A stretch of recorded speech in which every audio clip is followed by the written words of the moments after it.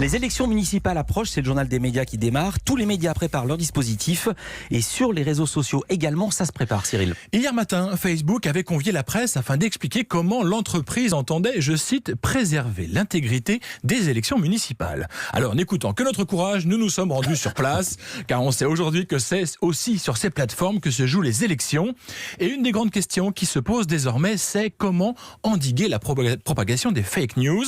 Nous avons demandé à Anton Battesti, le responsable des affaires publiques de Facebook France, de nous dire comment l'entreprise entend modérer ce qui est mis en ligne sur ses pages. Il est au micro de Clément Le Saffre. De manière générale, la régulation des contenus est un sujet incroyablement compliqué et qui pose beaucoup de problèmes politiques et démocratiques. Et donc, nous ne voulons pas décider tout seuls dans ces domaines. Et donc, c'est pour ça que nous appelons régulièrement de nos vœux les pouvoirs publics à légiférer en la matière d'une manière qui permette de trouver les solutions les plus adaptées. Et c'est pour ça que oui, on s'est parlé, on se parle et on continuera à se parler de ces sujets et surtout à y travailler ensemble. Facebook ne veut pas être l'arbitre de la vérité, une position de plus en plus contestée par la classe politique, dont une partie appelle Facebook à prendre ses responsabilités. Mais à en croire Anton Battesti, le réseau social, aux 2,5 milliards d'utilisateurs, a déjà fait beaucoup pour améliorer son environnement. Effectivement, depuis 2016, ce que nous avons fait, c'est d'investir massivement dans des moyens humains et technologiques qui permettent de régler plusieurs problèmes. Le premier, ce sont la lutte contre les faux comptes, qui sont des sources potentielles de fausses informations. Et par ailleurs, en matière de fausses informations, nous avons mis en place des partenariats de fact-checking et aussi de l'éducation auprès des utilisateurs qui permettent de limiter ce type de phénomène. Reste une question ô combien stratégique. Facebook est-il un média ? La réponse du responsable des affaires publiques de Facebook France, toujours au micro de Clément Le Saffre. Facebook n'est pas en tant que tel un média. Nous avons 35 millions d'utilisateurs en France et j'ai envie de dire donc 35 millions de petits médias. C'est-à-dire chacun est diffuseur d'informations sur la plateforme. Mais tant bien même, nous voulons prendre notre part dans cette lutte contre les fake news et donc d'une manière qui soit adaptée à notre service, nous diffusons des informations auprès de ces utilisateurs, soit vous l'avez mentionné nous-mêmes via les dates des élections, soit en partenariat avec d'autres, en les aidant justement à tirer le maximum d'impact possible de l'effet de levier que représente un réseau social aussi important.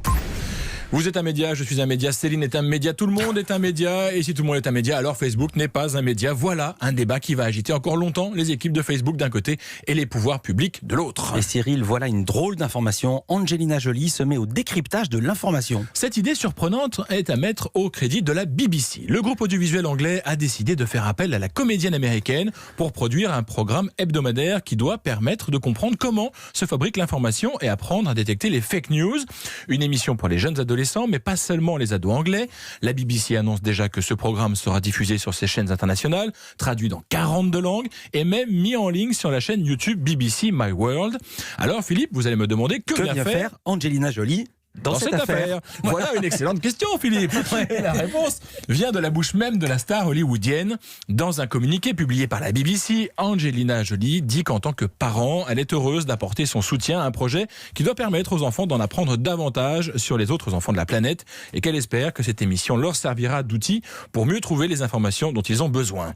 Angelina Jolie sera associée à Microsoft pour la production de cette émission. Cyril, la mort ce week-end du basketteur Kobe Bryant continue de provoquer de nombreuses réactions. Ce matin, je ne vous parlerai pas d'une nouvelle déclaration, mais d'une idée d'un certain Nick, un internaute fan de l'ancien joueur des Lakers.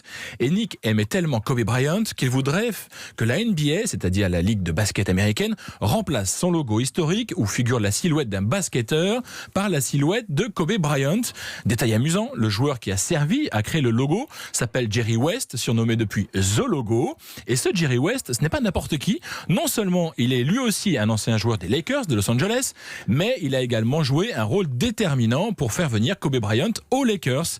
Alors, est-ce que Black Mamba pourra remplacer The Logo ? C'est donc l'espoir de Nick qui a décidé de se donner les meilleures chances de réussir en lançant une pétition en ligne sur la plateforme change.org. Et a priori, il commence à se faire connaître. Au moment où on se parle, plus de 2 650 000 personnes ont déjà signé la pétition. Et puis Cyril, dans le métier, c'est ce qu'on appelle un gros coup. Et ce gros coup, c'est pour BFM TV. La chaîne Info est la première à décrocher un entretien avec Gabriel Matzneff. La journaliste Alexandra Gonzalez a retrouvé l'écrivain qui a quitté la France pour installer pour s'installer en Italie après la sortie du livre de Vanessa Springora, Le Consentement. Springora, il raconte comment elle est tombée sous l'emprise de Matzneff alors qu'il avait 50 ans et elle 14. La journaliste Alexandra Gonzalez de BFM a donc retrouvé l'écrivain. Elle explique les conditions de ce tournage. Nous sommes allés à sa rencontre pour l'interroger. Il a accepté ces images à condition de ne pas montrer son visage et il a accepté que l'on diffuse des extraits de notre conversation enregistrés avec ce téléphone. Il répond d'abord à Vanessa Springora qui l'accuse dans son livre d'emprise et de viol quand elle était adolescente. Il refuse la réalité et la souffrance qu'elle décrit. Et malheureusement pour nos auditeurs, nous ne pourrons pas vous faire écouter les réponses de Gabriel Matzneff à cause de l'enregistrement. Ce qu'on apprend, c'est qu'il refuse de lire le livre de Vanessa Springora, qu'il qualifie de personne lumineuse et veut se rappeler leur magnifique et durable histoire d'amour. Si vous voulez voir cet entretien avec Gabriel Matzneff, c'est sur bfmtv.com. Et on sait que c'est pas Gabriel Matzneff qui sont les héroïnes des enfants de 11 à 14 ans. Le magazine pour enfants Okapi dévoile ce matin le classement des femmes préférées des 11-14 ans. Alors, qui sont leurs héroïnes ?